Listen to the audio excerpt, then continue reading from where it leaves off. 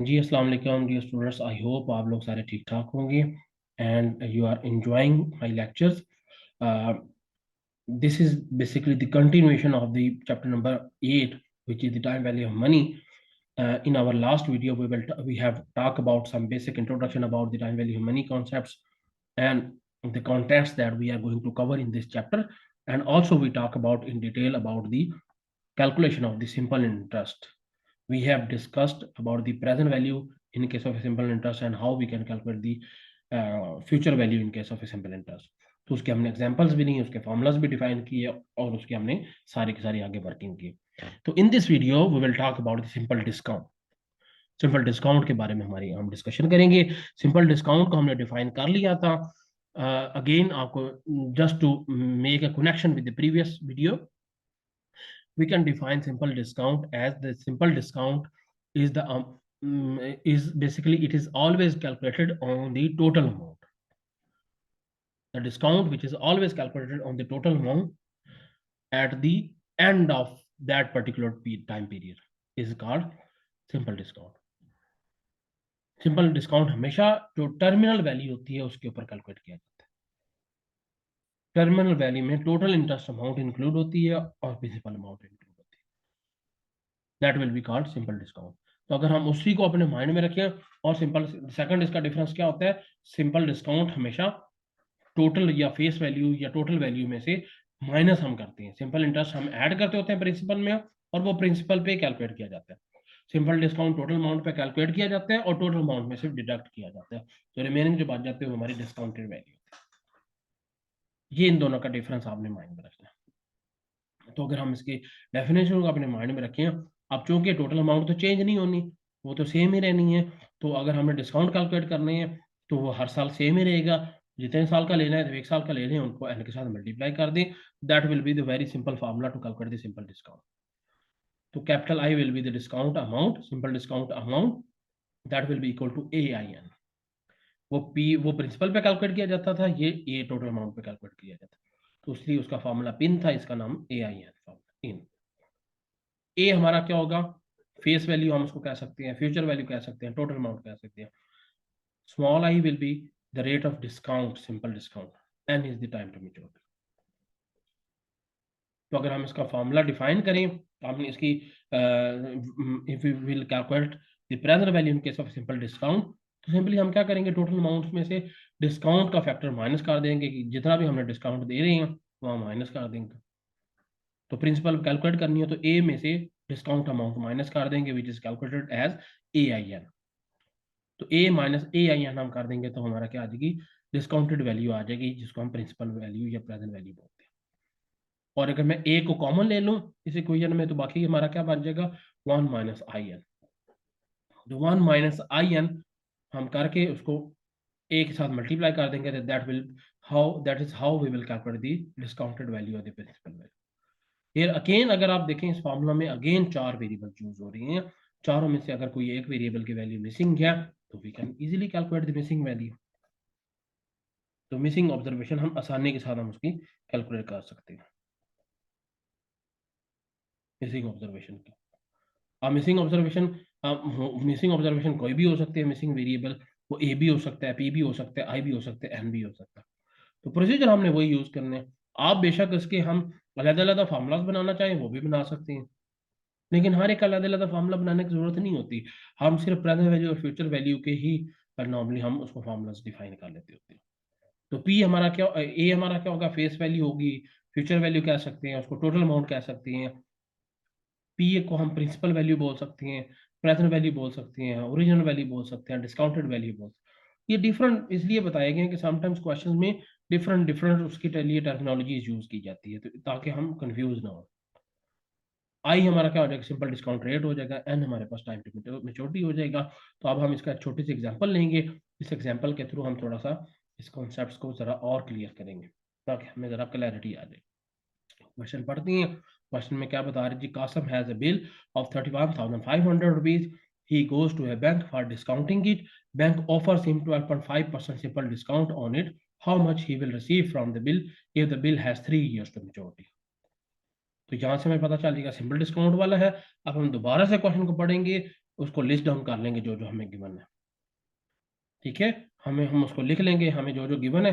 तो याद रखिए बेसिक मैथमेटिक्स का प्रिंसिपल क्या होता है कि किसी एक वेरिएबल की अगर वैल्यू मिसिंग हो तो उसके लिए हमें एक इक्वेशन चाहिए होती है। दो वेरिएबल की वैल्यू मिसिंग हो तो हमने फाइंड करना है तो उसके लिए मिनिमम 2 इक्वेशन चाहिए होती है। 3 वेरिएबल्स की वैल्यू मिसिंग हो तो उसके लिए 3 इक्वेशन चाहिए होती है। तो इसमें एक वेरिएबल की वैल्यू मिसिंग है तो एक ही हमें इसके लिए इक्वेशन चाहिए होगी। और इस इक्वेशन में 4 टोटल वेरिएबल हैं, 3 की वैल्यूज गिवन होगी। तो जब हम उसको लिख लेंगे, लिस्ट डाउन कर लेंगे, तो हमें पता चल जाएगा कि कौन से 3 वेरिएबल्स हैं। जो वेरिएबल मिसिंग होगा तो हमने फाइंड करना होगा, वो क्वेश्चन की रिक्वायरमेंट होगी। तो अब इसमें यह बताया गया जी Kasam has a bill of 31,000 rupees. जो उसके पास बिल है, बिल के ऊपर उसकी वैल्यू कितनी है जी 31,500। That is the face value of the bill जो उसके ऊपर लिखी गई है। तो ये क्या हो जाएगा, ए हो जाएगा। He goes to a bank for discounting it. Bank offers him 12.5% simple discount. तो बैंक ने कहा कि जी हम 12.5% पे आपका डिस्काउंट करेंगे, 12.5%। हमने क्या बताना है, calculate how much he will receive from the bill, from that bill if the bill has 3 years to maturity. कि वो कितना उस आफ्टर डिस्काउंट वो रिसीव करेगा बिल से, कि अगर उसकी मेच्योरिटी टाइम पीरियड 3 years हो तो, एंड 3 years है तो फिर रह कौन सा गया है, एक वेरिएबल रह गया which is P. P we have to calculate. उसका हमारे पास फार्मूला है, फार्मूला में हमने इंसर्ट किया तो हमारा आंसर क्या आ जाएगा 19,687.5। That is our answer. तो after paying 12.5% per annum interest for 3 years, after giving discount of 12.5% per year for 3 years, we will receive 19,687.5 rupees as a discounted value या as a principal value। ठीक है, ये हमें receive हो।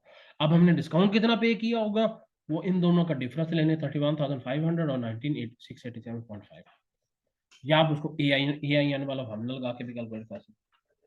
तो ये हमारा सिंपली हम इसको कैलकुलेट कर सकते हैं। अब अगर इसी में हमने फ्यूचर वैल्यू कैलकुलेट करनी हो तो फिर उसके लिए हम अलग फार्मूला बना सकते हैं। हमारे पास ओरिजिनल फार्मूला है P is equal to A into 1 - अगर 1 - इधर क्रॉस मल्टीप्लाई करें, इधर मल्टीप्लाई हो रहा है, इधर आके डिवाइड हो जाएगा। तो हमारा ए का फार्मूला क्या हो जाएगा, 8 will be equal to P divide by 1 - again A क्या होगा, फ्यूचर वैल्यू हम उसको होगी टोटल अमाउंट कह सकते हैं, फेस वैल्यू कह सकते हैं, P will be the principal value, original value, present value, discounted value भी बोल सकते हैं। As small I will be the simple discount rate and is the time to maturity. तो अब अगर हम इसके एग्जांपल नहीं हुआ हमें और क्लैरिटी आ जाएगी। एग्जांपल में हमें क्या बता रहा है, Nazir has received ₹1,12,750 from discounting a bill having 14 years to maturity. लो जी, अब ये उसके पास कोई बिल था, उसने डिस्काउंट करवाने के बाद इतना रिसीव किया है, इसका मतलब है ये डिस्काउंटेड वैल्यू है। डिस्काउंट पे करने के बाद इतना उसको रिसीव हुआ है, तो ये क्या होगा फिर आपके पी होगी, प्रिंसिपल वैल्यू या प्रेजेंट वैल्यू होगी, या डिस्काउंटेड वैल्यू हम कह सकते हैं। एन 14 years तो मैच्योरिटी हो जाएगा। If the bank has charge 4.5% simple discount on that bill, कितना डिस्काउंट चार्ज किया 4.5%, calculate the face value of the bill. तो लो जी, फेस वैल्यू या फ्यूचर वैल्यू या ओरिजिनल वैल्यू हमने ए फाइंड करनी। तो ए का हमने फॉर्मूला डिफाइन कर लिया था, उसमें वैल्यूज इंसर्ट करेंगे, तो इंसर्ट करने के बाद हमारे पास आंसर कितना आ जाएगा 3,04,729.73। That is the face value of that particular bill. तो इसकी इतनी 3 साल के बाद, 14 साल के बाद अगर हम उसको ओरिजिनली हम वेट करते हैं 14 साल तक का, तो हमें कितना मिलना था 3,04,729.73 मिलना था। तो हमने डिस्काउंट करवाया, डिस्काउंट करवाने के बाद हमें कितना अब रिसीव हुआ है 1,12,750 हमें रिसीव हुआ। तो बाकी जो डिफरेंस है हमने बैंक को पे किया है एज ए डिस्काउंट, बैंक ने हमसे चार्ज किया।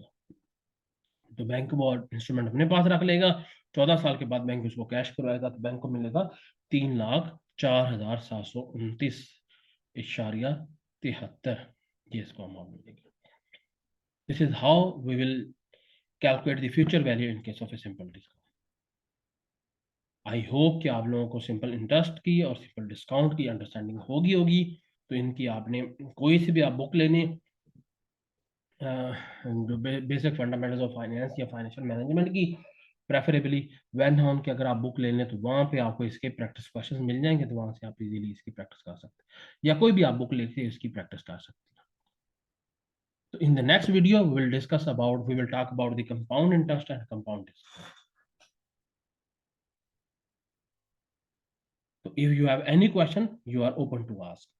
आप मुझे डायरेक्टली ईमेल कर सकती हैं, आप मुझे कमेंट कर सकती हैं, तो I will try to answer all your queries one by one. Thank you so much. See you in the next video. Take care.